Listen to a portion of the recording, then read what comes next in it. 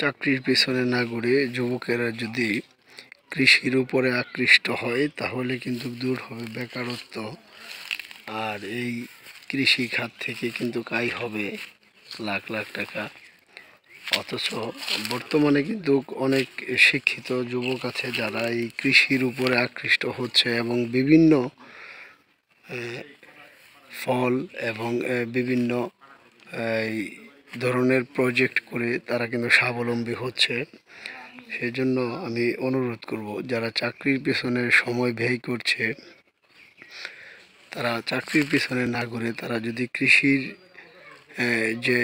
কৃষির উপরে যদি তারা এই শ্রমটা ব্যয় করে তাহলে কিন্তু ওই চাকরির থেকে অনেক বেশি টাকা আয় করা যাবে।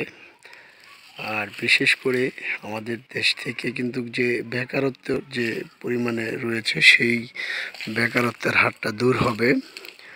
তো সবাই অবশ্যই ভিডিওটা বেশি বেশি শেয়ার করে দেন এবং কমেন্ট করে জানান যে আসলে কৃষি যে খাতটা বাংলাদেশে সেই খাতটাকে সবাই এই অথভাবে জড়িত।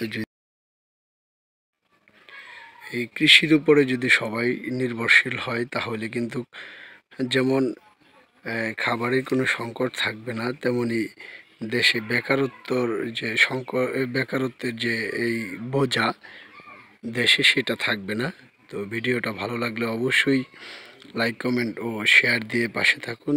ধন্যবাদ সবাইকে।